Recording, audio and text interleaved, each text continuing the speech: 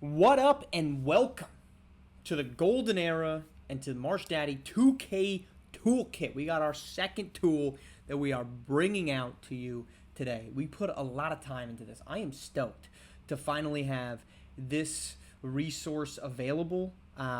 We have the free agency toolkit where you can do trades, you can do where guys are signing. That is linked down below. But I'm really excited because we have our GM simulator coming out right now. All of this, the link in the caption, in the body down below. Also, the website, you can go there. Both of these tools are online on the website. Feel free to download them, use them, test them out, whatever it may be. But I'm really excited. This is a tool that I am hoping to merge in the future, both the free agency and the GM simulator, so it's one resource. Kind of cut down on some of the time it might take. I will preclude all that to say this does include and involve a little bit of initial work by the user to just get the page set up. But once you get it set up, and the tire sheet, it is very easy to use. It is designed to take, if you're a 30-team control guy, or in my case 32, which I am, it takes a ton of time. If you've ever tried to do one off season, you know how many days, hours, however long you want to work on it, it can take to get things to be realistic, to feel authentic, to actually make sense with these trades. I tried to do trades on 2K25, I should say. I have not played 2K26. The trades were next to impossible. Nobody ever tried to make a deal that involved draft picks. Stars would be moved for stars. It did not make any sense. This solves or attempts to solve that issue. Without further ado, let's just dive on into it. Here to the toolkit. So it is called the NBA GM Simulator. On the first tab, League Info and Reference, you have to do two easy things, really three. Put in the salary cap in cell C7, put in the luxury tax line. All of those are going to be available to you on 2K, and then put in the year. The year really matters for some of the future automations that we're going to be putting on here, as well as for the draft picks that are coming up. We've also got explanations of what all of these are. There's 3 items that you are either able to choose yourself in the same way that you could have on the free agency toolkit selector, or that you can automate. And we've got some future automations that I'm going to plan to include here.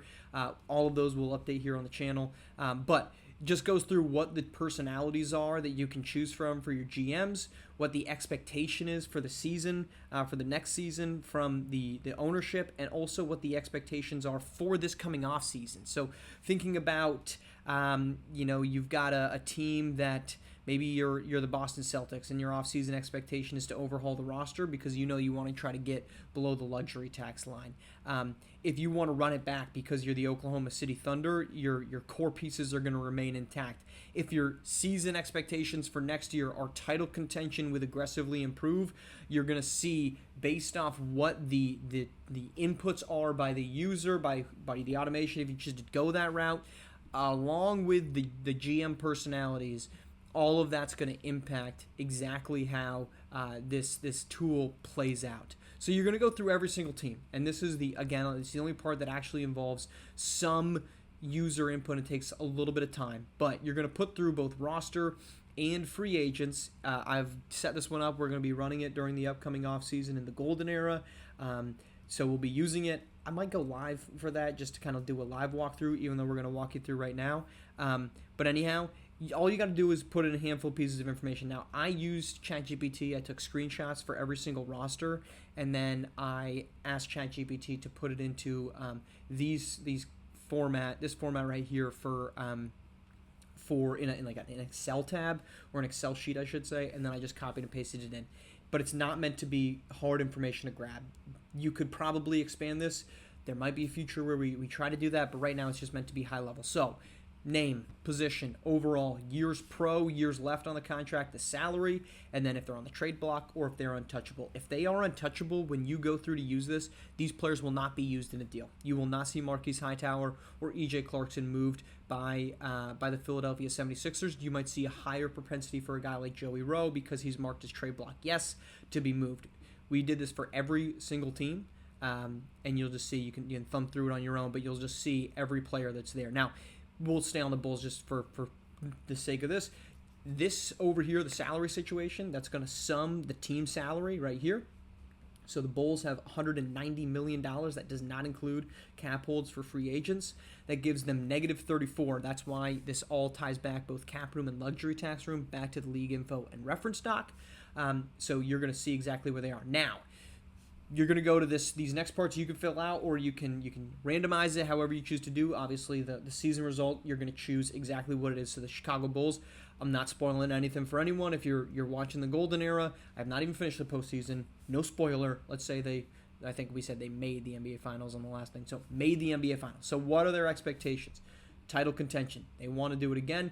They want to do minor tweaks, so they might make some small ones. Now, again, if you remember from the free agency toolkit, there's 3 options here for the owner. Free spending means they're going to go above the luxury tax. Slightly into the luxury tax means they're only going to go a little bit in, and then luxury tax limit. For teams that have a luxury tax limit, you're going to see them try to move a little bit more salary to try to get down below the luxury tax if possible. GM personality, you're going to choose this. We chose dealer. So we got minor tweaks, we got title contention, and we got dealer. We can just go back and look.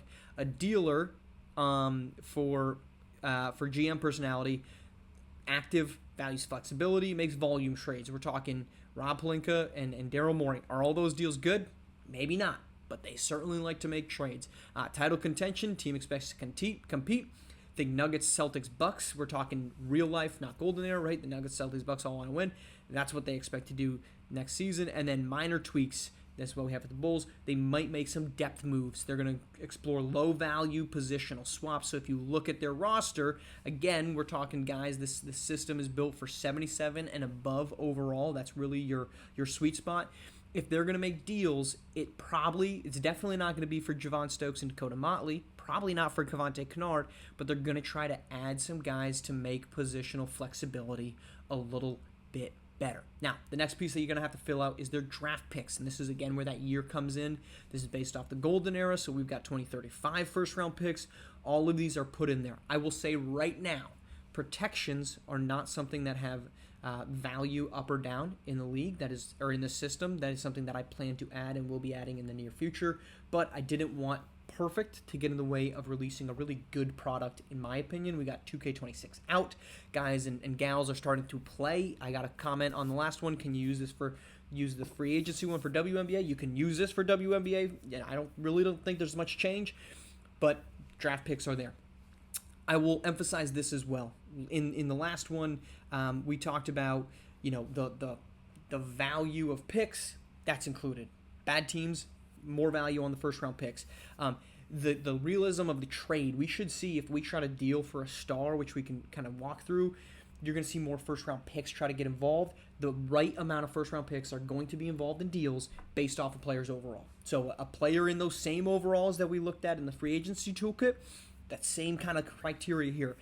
An 89 overall, 29-year-old player, he's going to get a lot. He should be getting first-round picks and some pieces back. That logic carries over. We want this to feel real, authentic. You should not be wondering, I think I got to throw in like 2 more first-round picks to make this deal work.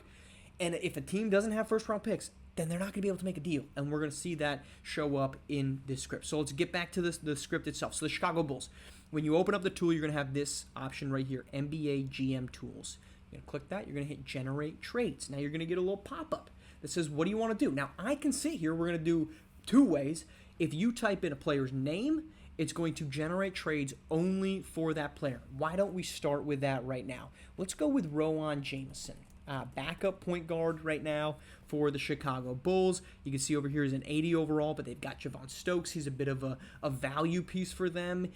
He actually has signed an extension, so he doesn't have a year left, but that doesn't matter for this. But 80 overall, 5 years pro. We went years pro on this and not age. It does expect the age for these players to be 19 plus years pro, so that you're going to have some discrepancies there. But again, we wanted something that's going to be a little bit more realistic than perfect. But more years pro is more of a veteran guy, probably not somebody that's going to garner a lot of value or as much value the higher the years pro. So let's just do Rowan Jameson. We're going to hit OK, and we're going to run it. I'm going to run this in real time. I'm not going to try to speed this up because you're trying to take value picks for every single team. I've got 31 other teams that's trying to make deals with. I want to show you how long the script takes to run. I'm actually kind of impressed, and let's hope here in real time. There it is. It's done.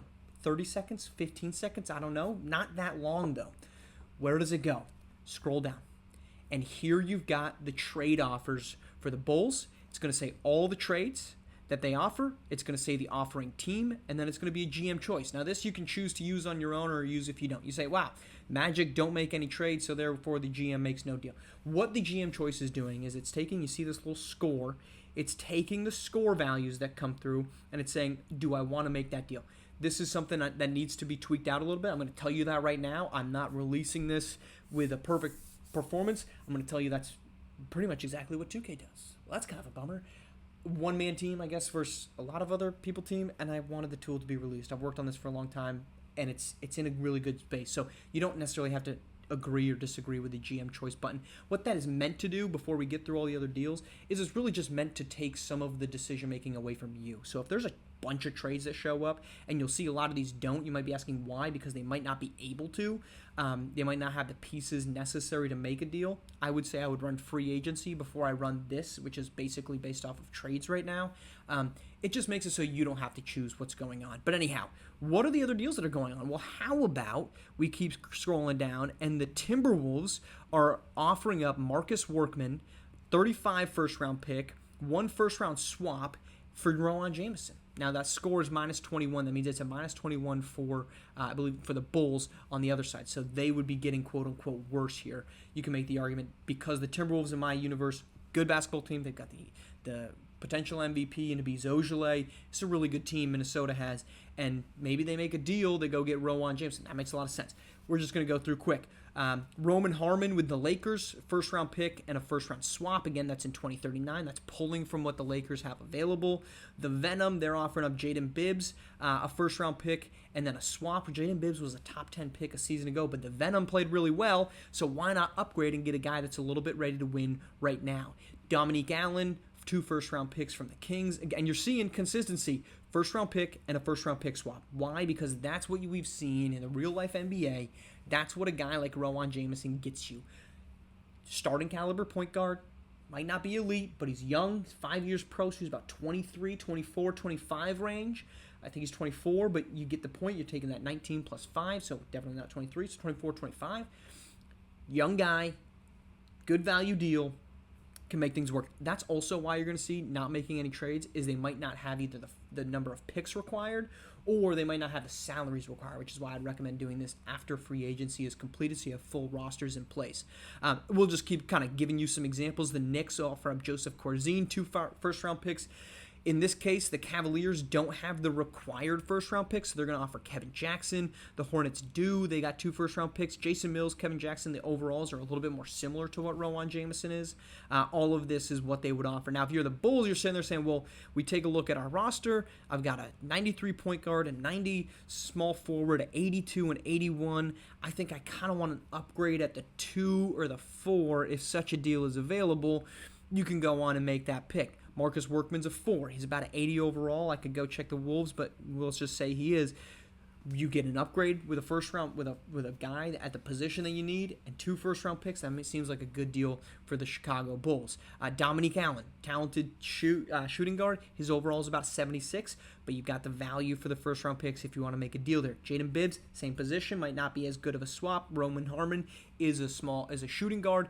Might not make sense for the Lakers. They've got Kareem Robinson on their deal. But that's the best trade that the Lakers could offer. That is what this pulls. Okay, all of these offers are taking the best deals that the opposing team can offer. It is not saying, well, the Wizards could offer 2, 3, or 4. This is what they can offer financially and the first-round picks to match. Now you're saying, okay, you said that I could do some other things. What if you just wanted to make some deals? You didn't even want to do a player. Then you leave this blank. You hit OK. Again, the script is going to run. I'm not going to change the editing time. We're going to stay right here with you. The last time took about 15, 30 seconds. I'm not even going to throw a timer on there for you. You can just look at the how much time is being passed. It's not a lot, and I'm very surprised by that, and that's where we get. So now, these are all the offers. The Bulls are the Magic offering up Jawan Zusman for Darian Chasen. In this case, we've got Marcus Workman, that same deal that we saw a second ago for the Timberwolves, because that's still the best deal that they can offer.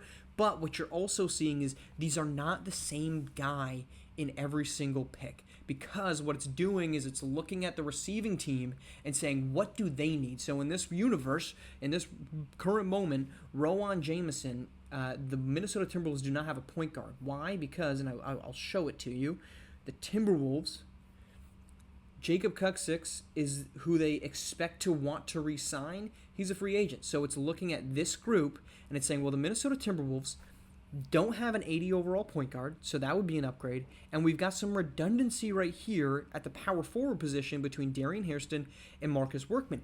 So let's move Marcus Workman. He's a 79 overall. We're going to upgrade at the point guard position over Shamar Poole or Gabriel Ruffin. We've got some first-round picks to play around with, so we're going to use those first-round picks. We're going to flip them as we get back to the Bulls. We're going to flip them for Rowan Jameson. We get better at the point guard position. We use some of our current assets, some first-round picks, to go and get a guy that makes sense. That's the offer that's on the table. You'll see here the GM choice. That's what the Chicago Bulls GM says. Even though it's a minus 21 score, and I already know how we're going to fix that one where it says 0, but we'll do that in real time. Even though it's a lower score, that's a deal that, based off of the GM personality, which is dealer, again, we'll go back over here and look at dealer, constantly active, values flexibility, makes volume trades. Might not always make sense. I think we can remember any trade that Rob Pelinka and Daryl Morey made that didn't make a lot of sense. That's what we're seeing right here. Just from, but also you're looking at about an 80-point split on the value. It's not, or excuse me, 100. It's really not a huge drop between those two deals. If you just go the opposite direction, right? You've got a 130 Joshua Chapman for D'Angelo Dyson and a first-round pick. I'll tell you right now, D'Angelo Dyson is a great 3-and-D wing. His value is overall isn't quite as high as Joshua Chapman, and you're getting a first-round pick from the Bucks. That's a 100-point difference. That's still a solid deal, so don't get too caught up on the numbers. You'll see those kind of fluctuate in a lot of different directions. All right, so we've seen what this looks like when you try to deal for a good player, when you just try to deal for any player, and we've seen it when it just goes in general. Let's find somebody else just to mix it up. Let's say the Lakers. Now, the Lakers currently are trying to win in the opening round against the Sacramento Kings in the Golden Era. And one of the big drama pieces, if you're just tuning in and you've never been over there, you should be, is the drama around D'Angelo Ion. 85 overall, 9 years pro, pretty talented player. So what can we get there? So the only thing that you have to do is make sure you're typing that name correctly. That's the exact same. You hit OK. D'Angelo Ion, a little bit harder to spell than Rowan Jameson. And the system, again, we're not going to fast forward. We're not going to move it at all, just to show you how quickly it moves through everything. As it chugs along, we're waiting for that to spit up. Wait for what we've got. So it's taking a little bit longer, probably because of the value, but we're done there. And we go down. Now you'll see a lot of teams decide not to make a trade. Why would they decide not to make a trade? Financially, they might not have the draft picks. D'Angelo Ion's 85, so he would probably garner 2, maybe 3 first-round picks, maybe 2 picks and a swap. All-star caliber guy with years left on his deal that's going to get you a couple first-round picks. 9 years pro, so you're looking at 28, 27, 29 years old, 28 or 29, based off the years pro plus 19. That's what you should be getting. What are the deals on the table? How about the Magic saying we will take D'Angelo Ion for Trayvon Bukes, Antonio Bennett, and we're going to throw 2 first-round picks and a second-round pick back at you. That's a 2,600 value score for the Lakers. The Cavaliers, they're going to send Jair Dooling to the Lakers. Jair Dooling's an 86 overall, D'Angelo Ion an 85 overall. The salary makes sense, plus the player value makes sense. We go down a little bit. Now you're looking at some minus scores, but you've got Carson Hughes. If you're in universe, you've been following Carson Hughes. Carson Hughes has been a big drama piece for the Suns. They don't really want him anymore. They want a wing. Well, guess who really would like some type of change out of D'Angelo Ion? The Lakers sure would. There you get them swapping. Jalen Blackman from the Blazers, Ty Outlaw from the Pelicans. Now, you're seeing fallback offer coming in. Why are we seeing fallback offer for these guys and not for these? Well, what fallback offer means is that this is as good as they could make the deal, right? They're maybe not getting everything there that they can get, right? So in this case, D'Angelo Ion for Carson Hughes, Hughes is at 84 overall. There probably should be a first-round pick in there, but they might not have the value to make it. The same thing for the Timberwolves, or excuse me, for the Trailblazers, for the Pelicans, for the Grizzlies. They just don't have the draft picks, but this is the best they could do. Meanwhile, these other teams are saying we can make a trade, and we're choosing not to, or they have no ability to make a trade. If they have no ability to make a deal, then they're not going to make one, and that's why those are coming in as decides not to make any trade with a score of a 0. That's it going for it, but we're seeing that. I'm just going to, I just want to prove that you can actually make some big deals. We're going to come in here. We're going to do Trey Hunter. Now, Trey Hunter's 95 overall. He's been in the league for a while, but he's a 95 overall. He should get the Magic, who have won in the play-in game, are battling to try to get back after 3 straight NBA Finals. Their roster is old. There's not a lot of pieces. It would make sense to try to move on from Trey Hunter. It would make sense to try to run it back. But let's say they decided to move on. I promise you, no spoilers if you've been tuning in. Again, we'll fix this. I already know how. But you get down here, and it's going to say exactly what. So Trey Hunter for R.J. Wallace, 2039 first and 2 first-round swap, but it's short on the required picks. The Magic, the Wizards offer up Devin Anderson, 2035 first, 2037 first, 2039, and 2 first-round swaps. That's 5 first-round picks. That's the most in 2K that you can offer. We're getting that offered here. The Heat, Cameron Sullivan for those, and then all those first-round picks. It's difficult to trade a guy that's owed $53 million. Again, I would recommend doing free agency first because you've got, for every single team, you've just got all of these deals. Now you're saying, well, you look right here. The Nuggets, they got $71 million in cap room. Well, that's where the logic is built in and why we saw a second ago decides not to make any trades. Because if you're a team like the Nuggets, who I don't believe offered anything here, and I hope I'm not misspeaking, because we should be pulling, they might have actually offered anything. Let's see. Oh, yeah, they didn't, and here's why, which is great. I forgot sometimes what we have on this system. The reason is because they're in a full rebuild, and for them, getting a 95 overall point guard would be great, but a 95 overall point guard that's 34 years old, the Nuggets can't really do that. Now, that's where the automation, that if you want to say, we're going to randomize it, and maybe they say, we're going to go for title contention, and we're going to use this $71 million of cap room. We're going to use all these picks that we've got. You've got their own first in 2035, handful of seconds. You've got their first in 36. You've got 2 firsts in 36. In 37, they've got theirs. They've got the Lakers. That's the Warriors first. It's just not showing up because it's not big enough, so let's expand that a little bit. Right there. They can move these first-round picks. Let's go get ourselves a star. But because it's set for full rebuild, they're not going to go out and try to get a star because it wouldn't make sense. It wouldn't make sense for a team that's trying to rebuild to go out and swing big for a guy like Trey Hunter, like D'Angelo Ion. If we're talking real world, it wouldn't make sense for the Washington Wizards to try to go out and get Giannis Antetokounmpo right now. Just wouldn't happen. This system is built exactly like that. We don't want unrealistic trades happening with teams. Not everybody's in. That's why you're not going to see all these guys in there unless it makes sense for their roster. If it's a young player who would be a guy that's a year's pro sub-6, sub-7, because the cutoff that we've gone through for this system, so you have some idea of what's going on in the background, 26 years old. At 26, guys are pretty much established in who they are, and if they're a really good player and the team wants to rebuild, they're probably going to deal that guy. Right? But if he's 24, high overall, you're rebuilding, you're not. The one abnormality to that is Lauri Markkanen and the Utah Jazz. But what surrounds the Utah Jazz right now? Lauri Markkanen should get dealt. I shouldn't say everybody. The Utah Jazz don't think that. But that's the name on everybody's list. If who to watch? Lauri Markkanen. We're seeing that right here. But he's in that 26, 27-year-old range.